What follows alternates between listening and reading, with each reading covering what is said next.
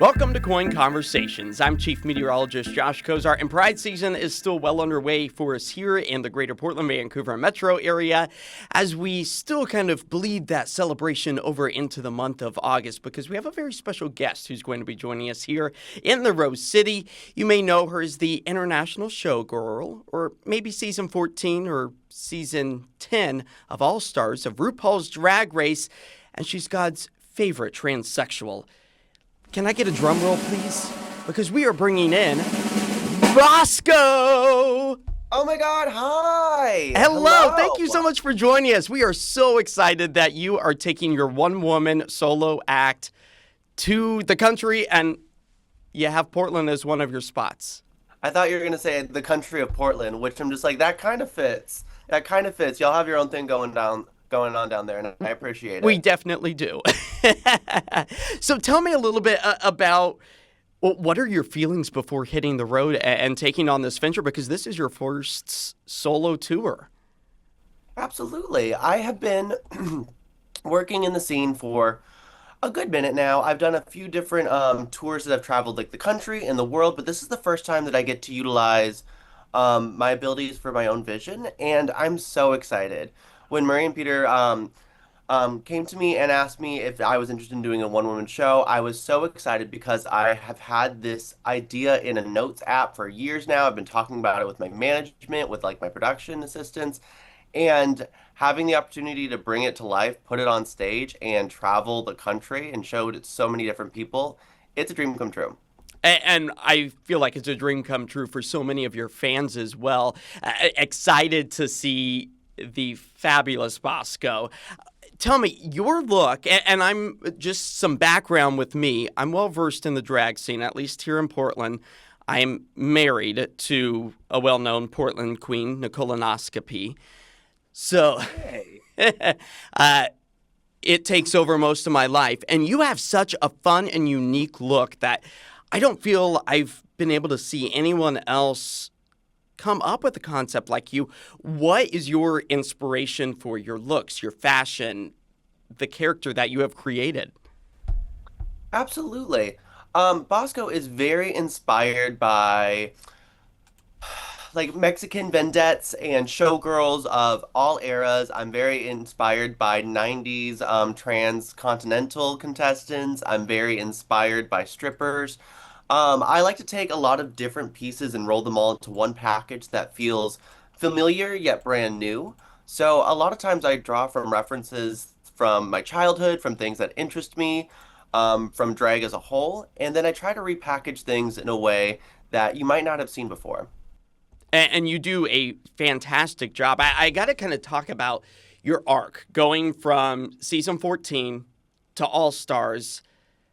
How does this venture compare to everything that you had to undergo during RuPaul's Drag Race? Honestly, it's kind of a similar level of stress and commitment. When doing the television show, RuPaul's Drag Race, you have like usually about 5 or plus weeks to prepare what we call like a package, which is like your looks, your talent show, the things that you have like worked on that you want to share with the world. And it's a very similar process to creating a show. I find the show to be a little bit trickier though, because I'm the one that's in charge of the girls. I'm the one that's in charge of everything. I'm the one that's booking the dancers. I'm figuring out how the costumes work. I'm writing the show. I'm starring in the show. They're all of my acts. So it is a really, really enormous undertaking, but it feels like something that I'm ready for and also something that I want to be doing and should be doing at this point in my career. And I know, again, all the fans are so excited to see jump on stage in their local space. When kind of putting together this show, what were some of the must-haves? What were the things that were in your notes app? Oh, absolutely. A red light therapy mask, a pack of Newport menthols. I really, really wanted to be able to not have to compromise on like my artistic vision. So I was really excited to be able to bring dancers. I'm really excited to bring really large scale props. I have a martini glass that lives in my storage unit that's dying to go on the road with me. I have my singed coffin from television that's going to come out on the road with me. I really, really am attracted to and inspired by like physical media and things you can reach out and touch. So I'm trying to fabricate as much as possible for this show, rather than it being something that's generated or a really like barren stage with me and a microphone. We're like building a full set. It's kind of like a super villain layer, very inspired by Pee-wee's Playhouse, like live adaptations. So we're really throwing everything that we have at this, and I'm so excited for it. It's gonna stick, and I'm just over the moon that we get to pull off all of these different things. And the name, Marvelous Misgender. What? Tell me where that brainchild came from. Absolutely. So the Marvelous Misgender is my super villain alter ego. By day, Bosco. By night, the super villain Misgender who is trying to take over the world by turning everybody trans. It's kind of just like a send up camp irony, just like there's so much going on in the media and in politics these days where we like to scapegoat trans people. And what if I just told them they're right? We are trying to take over the world and they should stop us if at all possible. And I think that just because hearing it and reading your brief too of you being a super villain, Bosco, you're so likable. How could you be a villain? But then I started thinking, well, in queer culture, so many people in the queer realm really kind of look at the supervillains as their heroes. So I was like, okay, I can see how Bosco really kind of cultivated this into something that we can still love her, but love her as kind of a baddie in a way. Yeah, I think villains are always more interesting material to mine from. I think villains are so often queer coded, and I think trans people and queer people in general are villainized so often that leaning into it gives me a lot of room to play, a lot of room to camp things up, and a lot of room to lean into things that might not necessarily be part of my actual personality, but we can push ourselves. We have the range.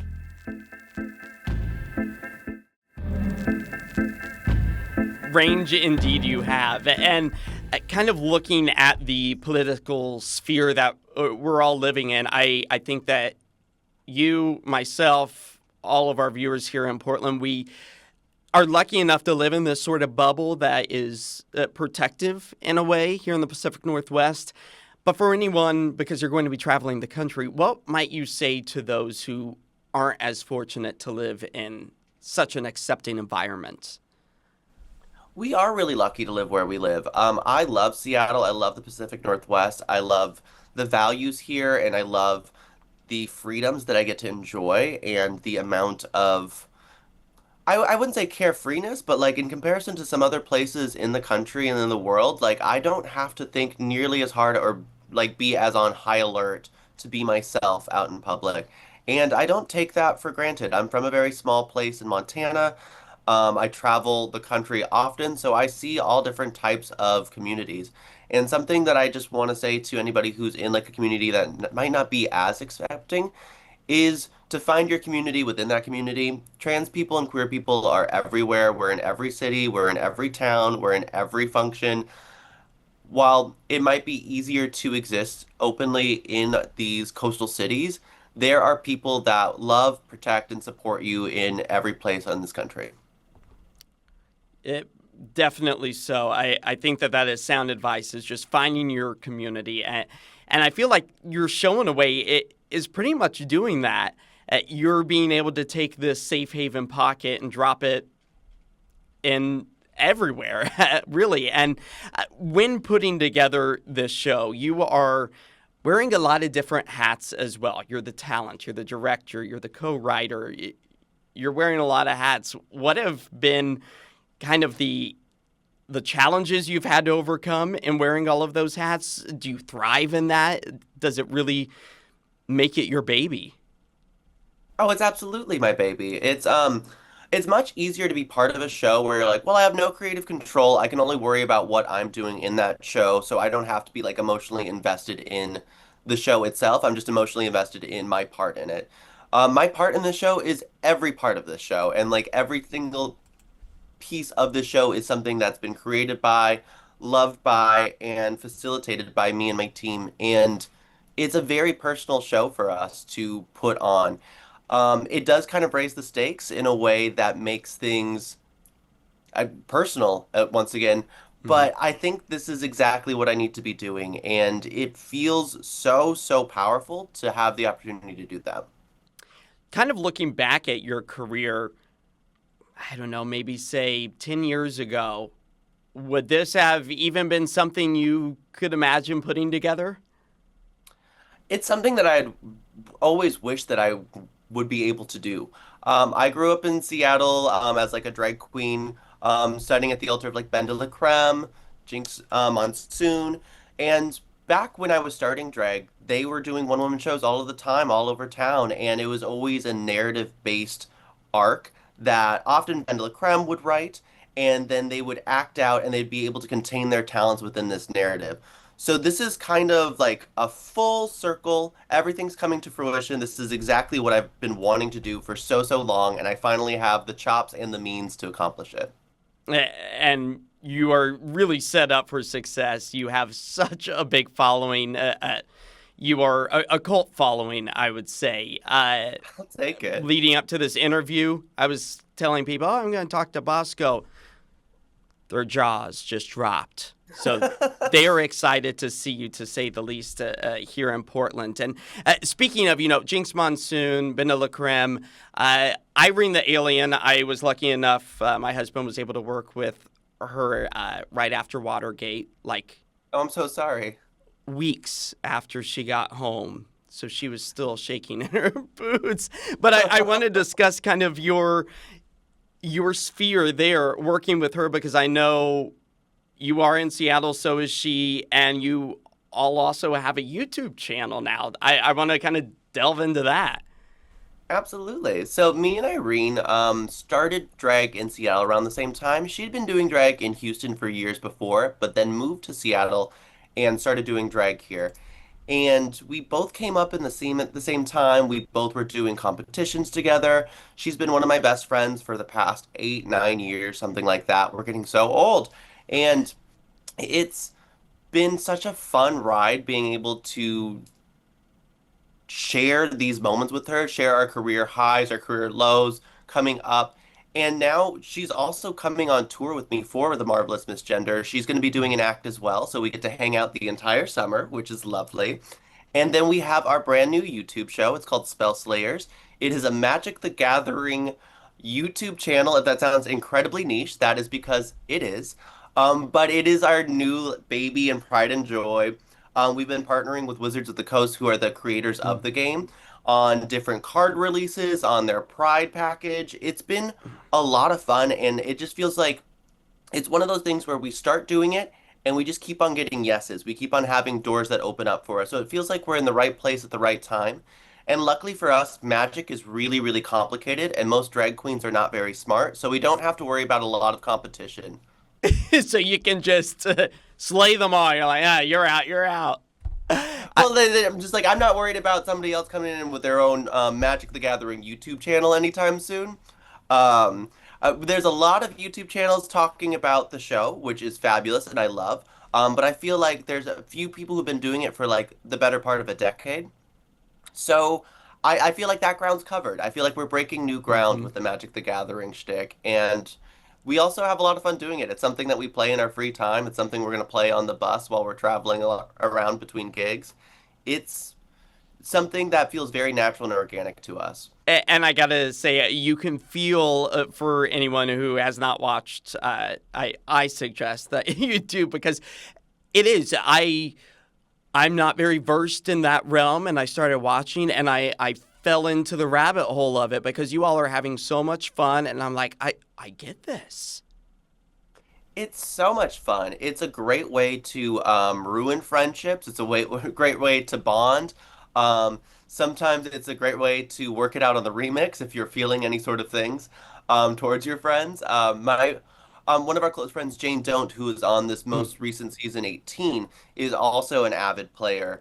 There's a few other drag queens here in town that also play. So it's a really fun sub community of a already pretty niche community. Yeah. And it just feels very special to be able to share with us.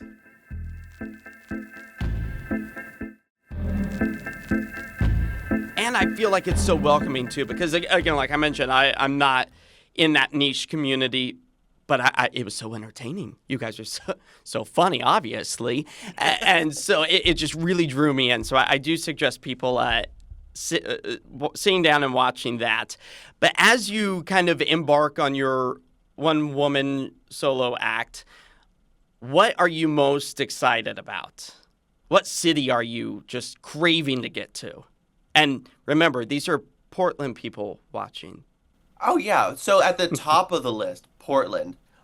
With Portland being a whole 3 to 4 hours away, depending on how fast I'm driving, I rarely get the chance to go to Portland. Yeah. So no, I'm really excited to come to Portland. Portland feels like extended hometown situation. It feels like I have like a home field advantage every time I come and play Portland. People just get what I'm doing. They enjoy what I'm doing. I love Portland as a whole, just like being in it. Great food, great vibe, great people. It's so pretty. And anything that I can do to stay in the Northwest and make money is a win-win for me. And a I'm always win-win for us. exactly, exactly. I do find it really fun to be able to go to some of these smaller places that don't always get dragged though. Because like we were talking about earlier, it kind of creates a bubble of community where we bring people an event that they get to gather at and potentially meet more of their community or give them an option to dress up for or really go ham for in a way that they might not feel the license to do in their regular lives. So it feels really, really fun to be able to go to my favorite cities, but it's also a very special feeling when I get to go to a brand new city that doesn't normally get to have events like this. And during shows in the past that you've done, what is it like to look out into the audience, see the joy that the art that you create, the art that brings you joy, this kind of symbiotic relationship? What is the feeling like?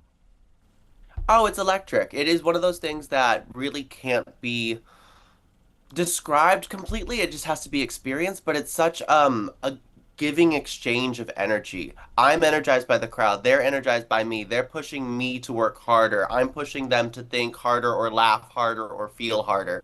And it just is a lovely song and dance and something that I wouldn't trade for the world. I am very, very lucky to do the things that I get to do. And we're so lucky to be able to enjoy all of the art that you're creating. And again, just with the political climate and it being Pride season. We call it Pride season here in Portland because we celebrate Pride in June, but then we also have our parade in July. So it just kind of bleeds over. And then, August, you blink, and then October, Halloween, and it never ends here, which we like. But what advice might you give a young trans individual who might be struggling in their identity or worrying about what their true identity is? What advice would you give them? I found for myself that seeing it be possible for other people made it possible for myself. I started hanging out with more trans people. I started working in spaces with more trans people. I started seeing how they were able to move through the world. I started seeing what they were prioritizing for their safety and for their comfort and what made them feel good. I really think the power of transness is the power of community and finding your sisters and your brothers and your siblings in that space to help inform what way to go. As a community that's not super blessed with a bunch of elders, I think we need to take care of each other and we need to support each other. That way we can grow into the next older generation that makes things a little bit easier for those that are coming after us. So find your people, listen to your people, support your people, and it's a family, so you're not going to like everybody, but we do have to kind of take care of each other. Beautifully said. It is a family indeed, and you get to fall in love and have those ups and downs with individuals, and I think that is beautifully said. So as you get ready to hit the road, what's kind of your checklist before you take off? Oh, we're still working on everything at the moment. Costumes are currently cooking. We're getting everything all situated, hair, costume, and wardrobe. I have some dance rehearsals in LA next week that we're gonna start hammering out some of the pieces for.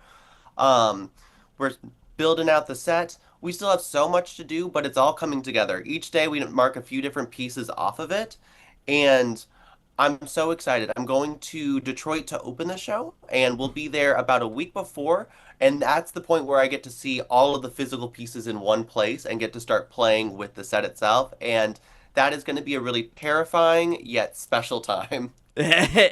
and a time that I'm sure will fly by. And just so people at home know, which we'll have all of this linked at KOIN.com as well, but August 4th, here in Portland at the Newmark Theatre, that's where you will be performing. And I just have this weird feeling that it's going to be a sold-out crowd here in Portland.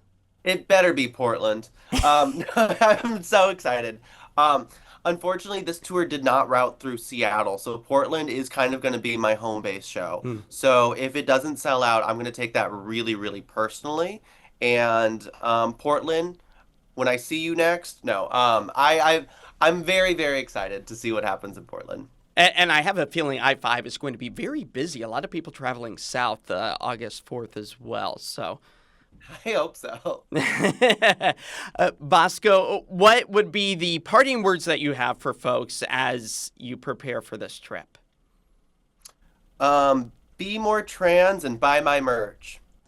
Buy the merch. It helps uplift us all. It helps uplift me, and then I'll pour back into you guys. It's trickle-down economics, which famously worked really well for everybody. It has. I mean, that's what we live on. Absolutely. Bosco, Thank you so much for having me. Thank you for spending the time to talk with us today. We really appreciate it. We are so excited to see you here in Portland. You are the Pacific Northwest representation that so many of us need. So thank you for everything that you are doing, and we're so excited to have you. Thank you, Deepa. Thank you. That means the world to me, and I can't wait to see you. Are you coming to the show? Oh, of course I will be there. Okay. Good answer. Good answer. And you have to bring husband, wife, other? Husband part of the time, Nicolonoscopy the other. What a great name. What a great name. She's a lot more pleasant than the procedure, I will say that. Absolutely. Is she a proctologist by day? Because that would be so major. I know. She should. She needs to go back to school for that before I want to go back to school. Yeah. Well, Bosco, thank you so much. I really appreciate the time. Of course. Thank you so much.